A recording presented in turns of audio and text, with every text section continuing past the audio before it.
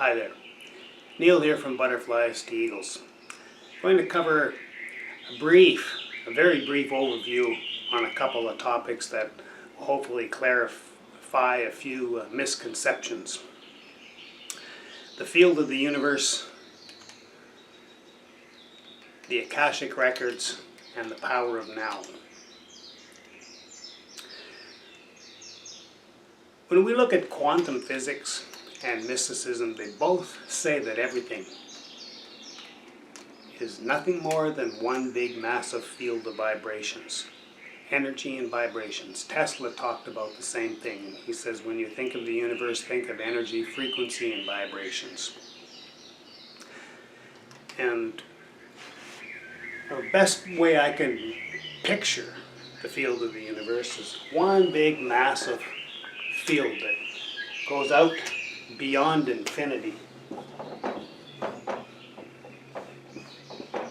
beyond the beyond.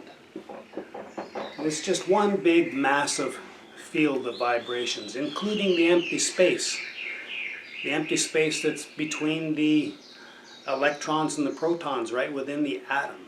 All of that is included in the field of the universe.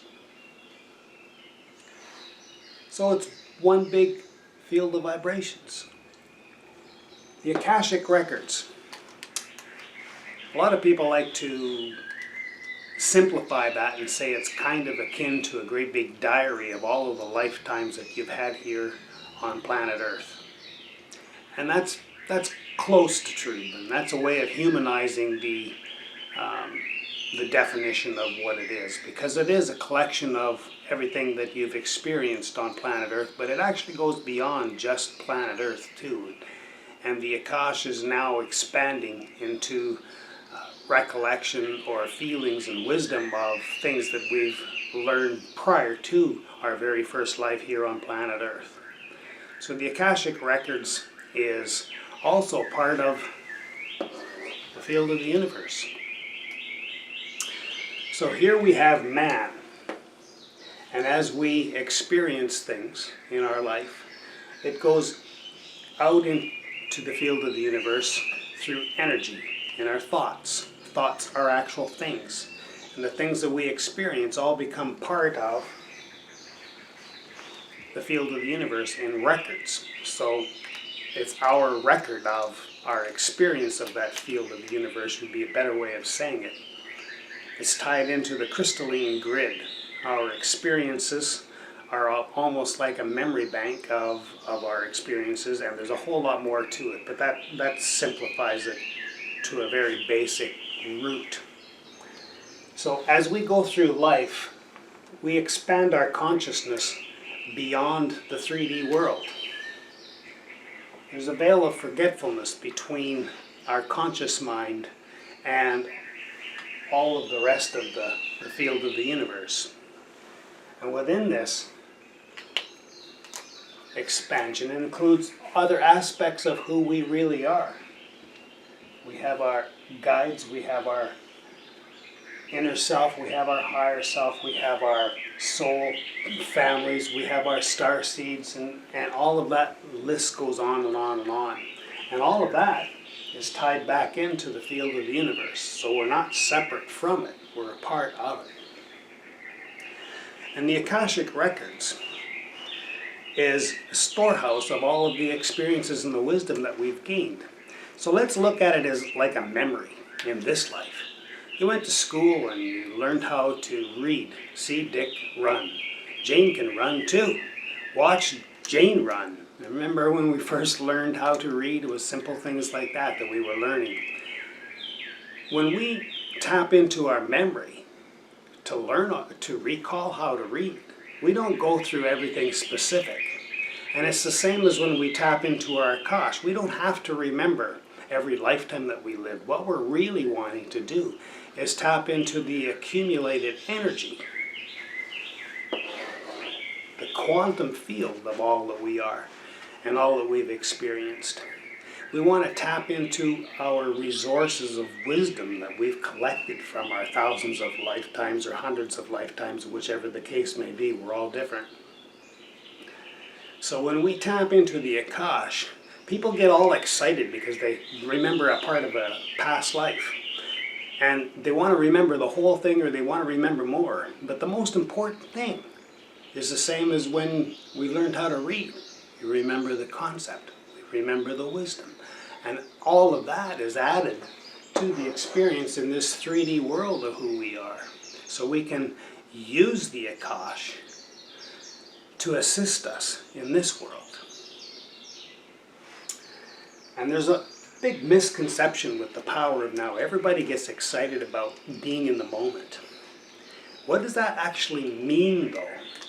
They want to think, a lot of people believe that it's a matter of stopping the thought process and being in the moment. So we're not thinking of the past and we're not thinking of the future. But when we really look at it, right now is already old news. Right now is already old news. Let's break that down so you can really understand it. Just saying the word now. Now. By the time I was finished with the N sound, that particular part of the moment was already past. It's already history. The ow was in the future and hadn't been said yet. So where do we really define the power of now? What does the power of now really mean? The power of now really means being present to all that we really are. So when we stop our thinking of the future and the past and just become present, we become present with this part of ourself that's on the other side of the veil. The other side of the veil of forgetfulness. All part of this big quantum soup of the vibrations in the field of the universe. So,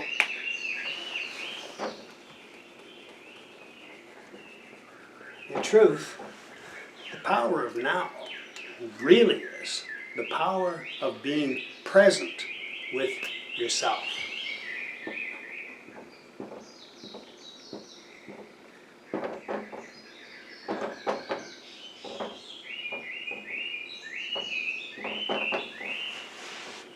Present with self. So how can we work with this? Linearly, which is not the way it actually is, on this 3D world behind the veil of forgetfulness, we operate linearly. So we think that there's the past and the future. And it's all collectively into one, depending on where our focus is. But here's you. You're tripping along. And each one of these is kind of like a spoke. There are different opportunities, different directions that you could go. Every single second of every day, it presents you with another opportunity to change your mind and go a different direction. You may decide to all of a sudden pack up and move to Vancouver. Or you may, if you're already living in Vancouver, you may decide to pack up and move to LA. So every single one of those is a different potential path of trajectory. Going back into this field of vibrations, it's already existing.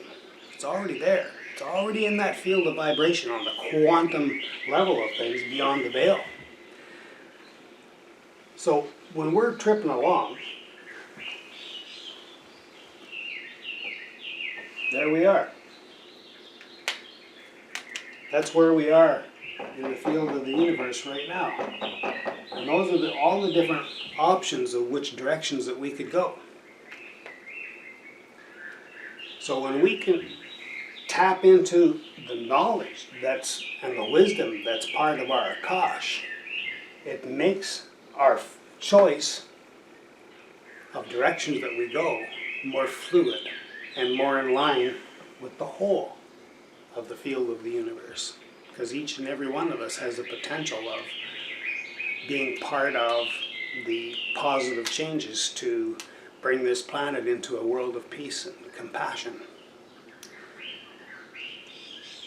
So I hope that clarifies the pieces and may lead you with a whole lot more questions than answers. And either way, that's a good thing, because if you're filled with a whole bunch more questions, then that will lead you to tapping into your Akashic Records with your wisdom, You don't have to remember every aspect of every life. You'll tap into the wisdom gained from other life experiences that'll hopefully help you make a choice as to which one of those trajectories feels the most closest to what your heart desires, as well as what goes with the collective. So that's rather vague, it's rather confusing, and yet at the same time, if you tap into the basic message, this is going to make a lot of sense to you. And if it doesn't make a whole lot of sense, hopefully we'll see you in one of the Butterflies to Eagles workshops. Thanks for listening and have a great day.